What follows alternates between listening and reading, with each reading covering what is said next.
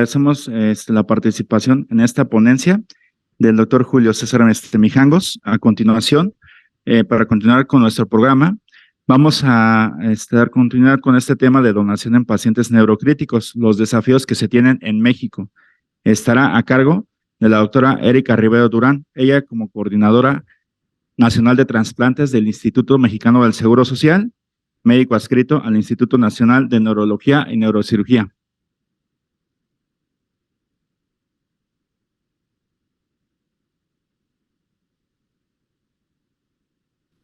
Hola, muchas gracias por la invitación a este curso internacional de tópicos selectos en terapia intensiva. Agradezco a todos los organizadores por tener en cuenta estos temas tan importantes, sobre todo pues en el área de la donación y el trasplante.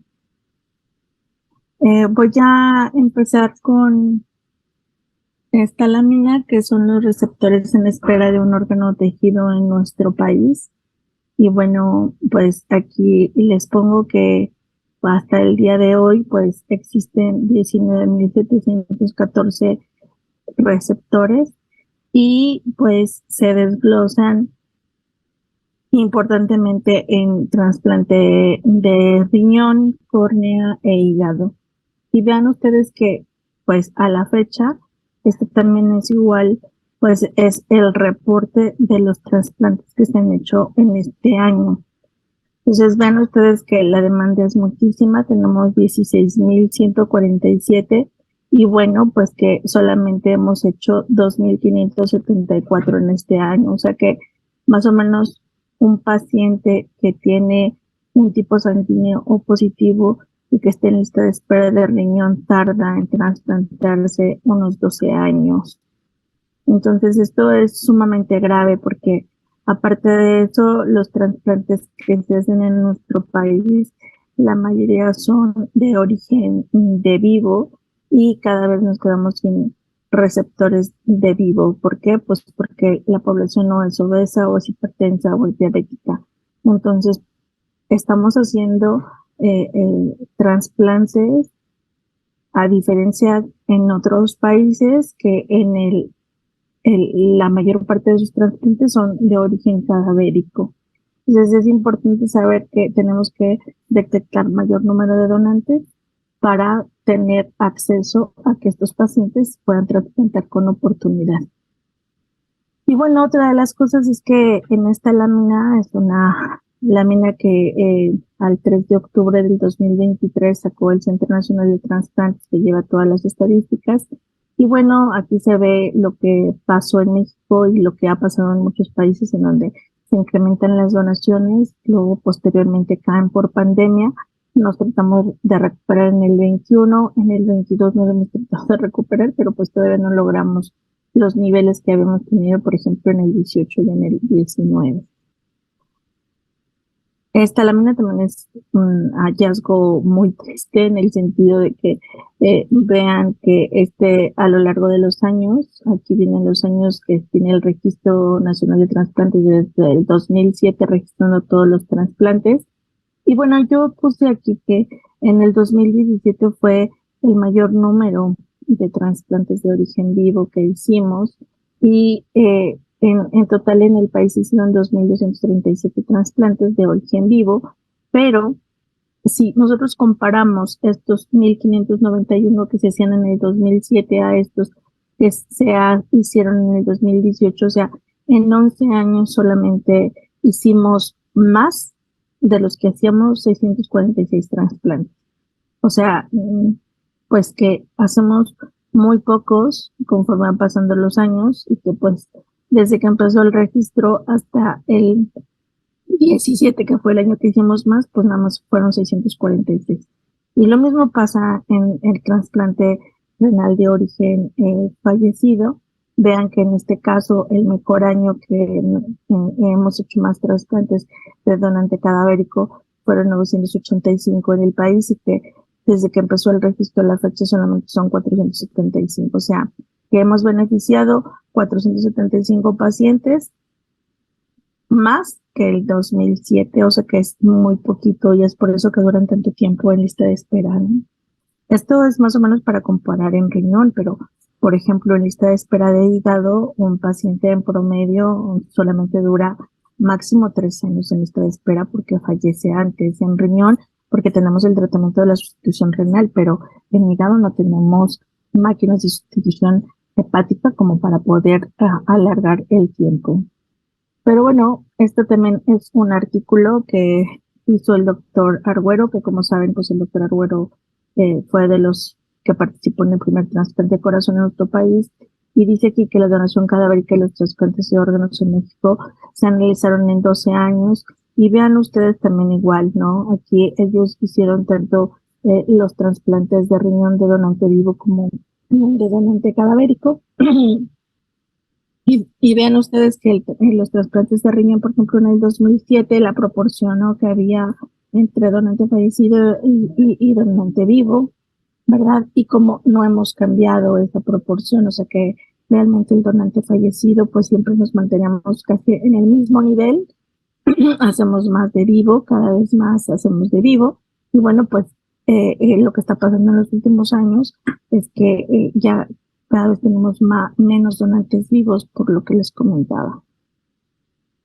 Pero bueno, esto no es solamente tema de México. Esta también es una gráfica que se presentó en un congreso de Latinoamérica, en donde aquí viene la evolución del paciente neurocrítico que pasa a muerte encefálica y que posteriormente se hace donante real, o sea que de un universo que tenemos de pacientes neurocríticos que son en barras azules, ¿verdad?, y que pasan a muerte encefálica, pues ven ustedes como las barras naranjas, esta proporción de pacientes neurocríticos, como se hacen menos cuando hacen muerte encefálica, pero cuando son donantes reales, vean ustedes que es muy poquito, que es la barra gris, ¿no?, que casi ni se ve.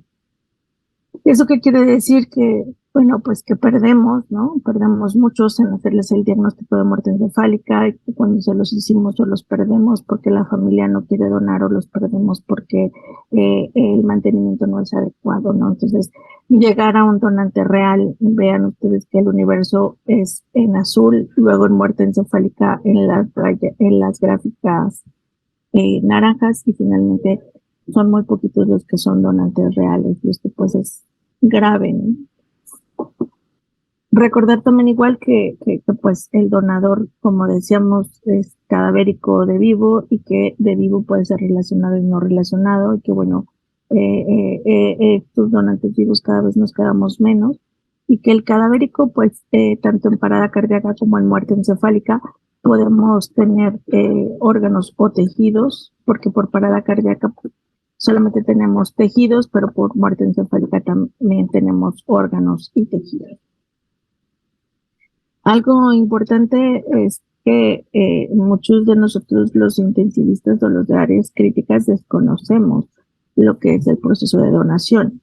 Y entonces vean ustedes aquí que se ha hecho este diagrama para denominarlo código vida, que es lo que tratamos de hacer, o sea, encender esta alarma para identificar un potencial donador. Entonces, tengo un paciente que tiene Glasgow de menos de 8, ya es un potencial donante, ¿no? O sea, ya sea que evolucione hacia la mejoría, hacia el deterioro por muerte encefálica, o que quede en estado vegetativo posteriormente, pero ese ya lo identifiqué como potencial donador. Entonces, vean ustedes que aquí tengo una imagen de un paciente que tiene una hemorragia intraparenquimatosa en los núcleos de la base, bueno, que llegó con un Glasgow menos de 8, entonces ya lo identifico. ¿Quién lo identifica? Bueno, pues he puesto en este color marrón, pues lo que tiene que hacer el médico intensivista, el urgenciólogo, el médico internista, el médico tratante. Ajá, y lo que he puesto sin color, bueno, pues es lo que hace nuestro coordinador hospitalario de donación, que es el personaje que cada hospital tiene y que por ley tiene algunas funciones más específicas que vamos a ver. Entonces yo tengo ya un paciente, y bueno, tengo que avisarle al coordinador que he identificado un paciente. Pero si ese paciente evoluciona hacia el deterioro, pues yo le tengo que estar revisando durante mi turno que ese paciente no pierda más funciones o no llegue a Glasgow de 4, ¿no? Entonces, Si llega a Glasgow de 3, perdón, entonces pues estoy teniendo un deterioro de ese paciente y bueno, pues aquí yo tengo que hacer una valoración clínica con todo lo que ya sé de cómo se explora un paciente con muerte encefálica, que ahorita lo vamos a ver, y finalmente nuestra ley dice que hay que confirmarlo, ¿no? Con un estudio de imagen y en este caso pues aquí se le hizo a este paciente, que es un paciente que tiene un hematoma epidural, pues se le hizo una angioteca. Una vez que ya he confirmado la muerte encefálica y que yo he firmado el certificado de pérdida de la vida porque soy el médico tratante, bueno, pues le corresponde al coordinador hospitalario de donación hacer la selección de las pruebas de laboratorio y ver si este paciente pues es candidato y a qué es candidato para donar. Hace la entrevista familiar para solicitar la donación y finalmente pues si la familia dice que sí, le da aviso al equipo de trasplantes, ¿no? O también le da aviso al Ministerio Público. Recordar que en los casos médico-legales, pues hay que avisar al Ministerio Público y todo eso lo hace el coordinador hospitalario de donación, donde la familia va al Ministerio Público y hace su declaración, igual que el coordinador, porque pues hay que dar fe de que la familia sí quiere donar. Una vez que el Ministerio Público nos ha dicho que sí, que los equipos están listos, bueno, se inicia como tal la procuración de órganos y tejidos en el quirófano en una hora cero, en donde todos los equipos pues acuden para sacar los diferentes órganos o tejidos. Y finalmente es dado un informe al Centro Nacional de Trasplantes, al hospital y a la coordinación institucional para que de todo este proceso, ¿no? Pero mientras tanto, mientras sucede todo esto, pues hay que estar manteniendo el paciente, que tampoco no es nada fácil mantener un paciente con muerte encefálica. Entonces, uno de los retos, como dice la plática, cuáles son los retos que tenemos en México, pues primero es que tenemos una gran demanda. Segundo es que no identificamos potenciales donantes. Tercero, que cuesta mucho trabajo hacerle el diagnóstico, ya sea por clínica o por imagen, porque pues a veces no nos sentimos capaces de poder hacer el diagnóstico o no tenemos las herramientas o por ejemplo no tenemos todo para confirmarlo, como por ejemplo hay lugares que solamente tienen un electroencefalograma. Y bueno, ver que en el mantenimiento que también nos toca a nosotros los de área crítica, pues también perdemos donantes. Quiero comentarles que el proceso de la donación cadavérica pues está en la ley, o sea, a lo mejor, yo siempre les digo, pues a lo mejor en otras disciplinas no está tan especificado como en la donación cadavérica ser cada quien. Y viene, por ejemplo, que la identificación del donador, pues también lo hace el coordinador hospitalario de donación junto con el médico tratante y eso viene en el artículo 316. Y que si voy a hacer la valoración clínica de la muerte encefálica, pues eso lo hace el médico tratante, aquí no tiene nada que ver el coordinador y eso está en el artículo 343. Entonces, como que cada uno de los artículos va diciendo qué es lo que tiene que hacer cada quien, ¿no? Y si el Ministerio Público, y si el equipo quirúrgico de trasplantes, y bueno, y que esta ley tiene que ser, pues, de carácter obligatorio y que si no se cumple, pues estaremos ante la presencia de un delito. ¿Y quién observa todo este proceso? Bueno, pues el Comité Interno de Donación y Trasplantes, también lo observa la Coordinación Institucional de Donación y Trasplantes, por ejemplo, Coordinación Institucional tiene el ISSSTE, tiene Sedena, tiene la Marina, tiene el IMSS, hasta que llegó a la Procuración de Órganos y Tejidos. Y bueno, el gran reto para nosotros los intensivistas y los de áreas críticas, pues es esto, ¿no? Saber diagnosticar la muerte encefálica y decir que una vez que lo hemos diagnosticado, pues tenemos un cadáver asistido, ¿no? Con ventilación mecánica, con soporte hemodinámico, y eso es un cadáver, o sea, hacer pues la idea de que ese paciente no tiene recuperación de ninguna forma, porque pues la familia se va a acercar con nosotros y nos va a preguntar si hay algún tipo de esperanza y bueno, pues ese equipo donde nosotros decimos que pues, ya no existe nada que se pueda hacer y que está teniendo pues un mantenimiento con un aparato que le ayuda a respirar y con medicamentos que ayudan a mantener la presión. Es difícil pues que en nuestra formación académica como médicos generales o como médicos especialistas pues nos den una plática sobre muerte encefálica. Y bueno, les voy a presentar este caso de un paciente que ya tiene un angiotac donde no tiene flujo, ya diagnosticamos muerte encefálica por un traumatismo craneoencefálico, pero ven ustedes la controversia precisamente porque pues a este paciente nos hablan para decir que pues que sí estaba vivo, ¿no? O sea, y vean por el movimiento de la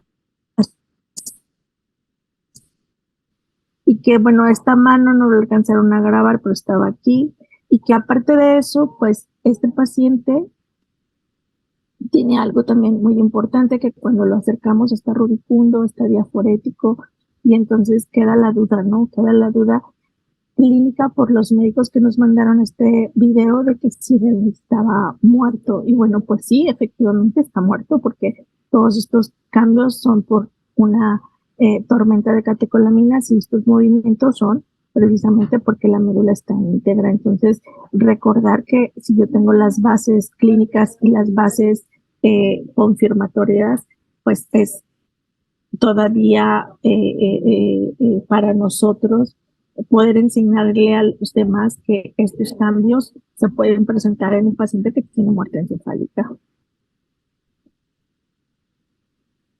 Entonces, la Ley General de Salud en el 343 dice que la muerte cerebral se presenta con el pérdida permanente e irreversible de la conciencia, ausencia del automatismo y daño irreversible, y que para eso, pues requiero saber que el paciente está en coma, ¿verdad?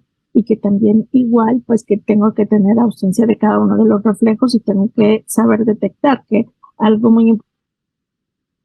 Hay gente que dice, no, pues el corneal yo lo hago con la punta de una sábana, cuál es incorrecto, los óculos encefálicos que están contraindicados, por ejemplo, en traumatismo con lesión cervical. Entonces, recordar que tenemos que tener este orden para poder explorar los reflejos, pero también igual tenemos que saber cómo se hacen, y que el último sería la prueba de la apnea, y que si alguno de estos está presente, pues no puedo hacer la prueba de la apnea.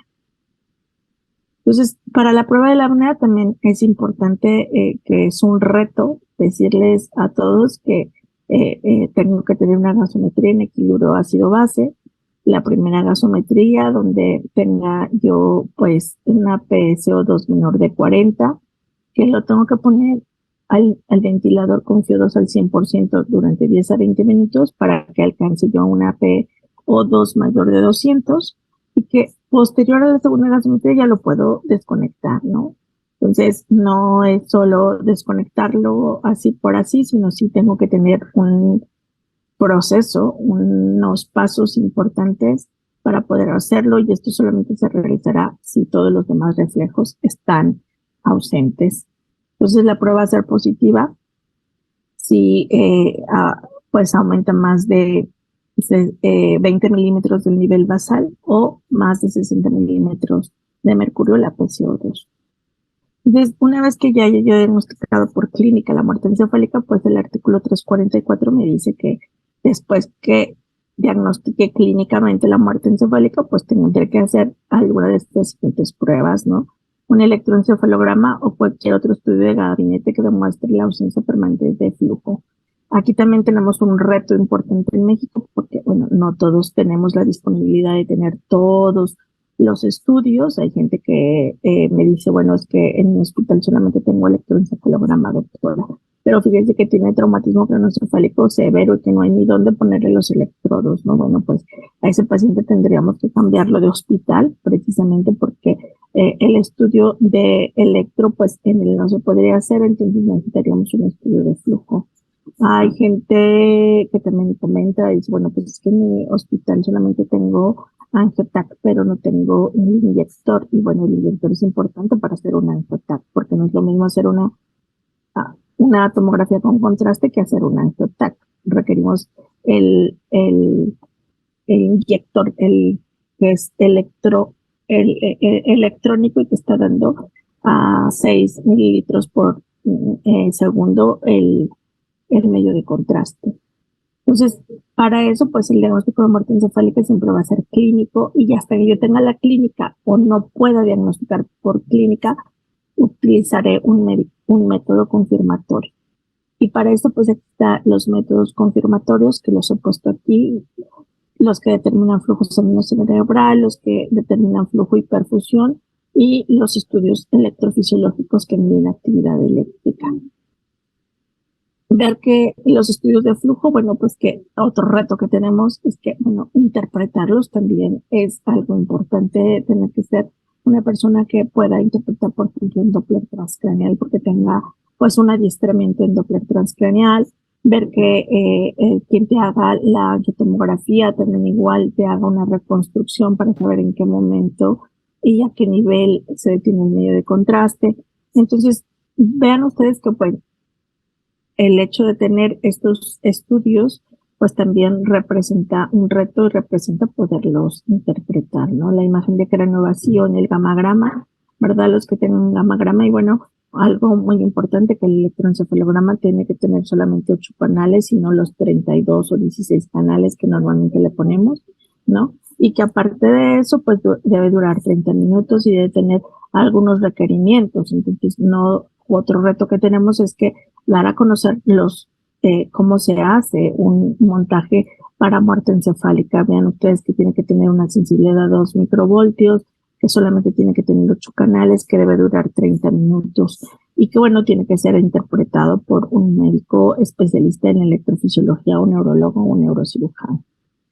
Y bueno, una vez diagnosticado, bueno, pues ustedes saben que estos pacientes requieren que nosotros les demos el mantenimiento, y la norma oficial mexicana que se publicó en el 2013 dice eso, ¿no? Que una de las prioridades para entrar a la terapia intensiva sería el paciente que presenta muerte cerebral y que sea potencial donante de órganos. O sea que ya no hay pretexto para que no pueda ingresar un paciente a la unidad de terapia intensiva a su cuidado, o que también nosotros como intensivistas le podamos dar el manejo fuera de la UCI cuando no tengamos camas o cuando tengamos otros pacientes con prioridad. Es decir, si yo tengo un paciente que tiene prioridad porque es un código Mater, pues entonces entrará el código Mater, y si ya me acabé las camas, nada me cuesta salir y darle el manejo al paciente potencial donador. Entonces, eso sí, si yo no puedo tener camas vacías y que el potencial donante esté fuera de la UCI, porque una de las normas oficiales que es de carácter obligatorio, pues es que estos pacientes deben ingresar a la UCI. Ahora, otra de las cosas, uno dice, bueno, ¿cómo podemos aumentar la donación? ¿Será mejor que tengamos más hospitales donantes o será mejor que tengamos más médicos capacitados? Bueno, pues creo que es la combinación de las dos cosas. España en este artículo lleva la mejor tasa de donación por millón de habitantes, pero vean ustedes que los que más tienen coordinadores hospitaleros de donación es Suiza y no está en los primeros lugares, o Alemania, que tiene la mayor cantidad de donadores, de hospitales donadores, pues tampoco están en los primeros lugares. Entonces yo creo que es una combinación de los dos, de saber que el personal médico que cuida a los pacientes, que sabe diagnosticar, que identifica a los pacientes, ese es el éxito. Y eso lo dice este estudio, que es multicéntrico, que salió en el Critical Care, que son 22 estudios, 14 que eran estadísticamente significativos, y decía las intervenciones que pues los cuidadores de la salud, o sea, los médicos, las enfermeras, los profesionales de la salud, para incrementar el número de órganos que tienen que hacer. Bueno, y ellos dicen que, bueno, si yo tengo un paciente en urgencias y tengo formación de profesionales médicos en la donación, pues es fácil que identifiquen a un potencial donante, y que si yo tengo un sistema de apoyo donde aviso que tengo un paciente potencial donante y lo identifico, ¿verdad? Pues ya es otro gran paso, y que aparte de eso, que se hace un abordaje multidisciplinario, o sea, que el de la UCI sabe que tiene que diagnosticarlo clínica, que le tiene que mandar a hacer el estudio confirmatorio y que el coordinador está al pendiente, pues ya es un gran paso. Entonces ya considerarlo como un potencial donador de órganos en UCI. La solicitud de la donación por el coordinador, siempre la ley dice que el coordinador es quien solicita la donación. El apoyo para que el coordinador por un psicólogo también igual es un gran paso, que no entre solo el coordinador, que entre con a lo mejor un tanatólogo, un psicólogo, eso ayuda mucho. Y también igual todo aquel orientación familiar que solicite la familia, oye, es que yo quiero pasar 5 veces a verlo, a despedirme. para el apoyo de enfermería es muy importante que sepa sobre donación. Bueno, pues entonces todos estos pasos nos darían un donante de órganos. Y entonces ellos concluyen que los factores que favorecen es el entrenamiento del personal de las áreas críticas en donación de órganos, el sistema de apoyo electrónico para identificar y referir potenciales donantes, la solicitud de donación por parte del coordinador hospitalario de donación y el apoyo familiar. Entonces, eso es algo muy importante que va hacia el éxito de estos países que tienen una gran tasa de donación. Bueno, y la otra situación es que desconocemos muchos de nosotros este artículo, el 345, que eso también es un gran reto porque la familia ya sabe que tiene muerte encefálica, nosotros hemos confirmado el diagnóstico, el coordinador ha ido a avisar que tiene muerte encefálica y ha solicitado la donación y nos ha dicho la familia que no. Entonces, y que no lo quiere desconectar, que quiere que, bueno, pues no podemos tener un cadáver en piso con NPT, con paracetamol, con enoxaparina. Entonces, ¿qué hacemos? Bueno, pues limitamos a ese cadáver para que retenga CO2 y pueda acá hacer la parada cardíaca. Pero bueno, hay gente que también te dice, los pacientes, los familiares te dicen, oiga, pues si usted ya me dijo que está muerto y que tiene un tumor maligno que no puede donar, ¿lo pueden desconectar? Pues sí.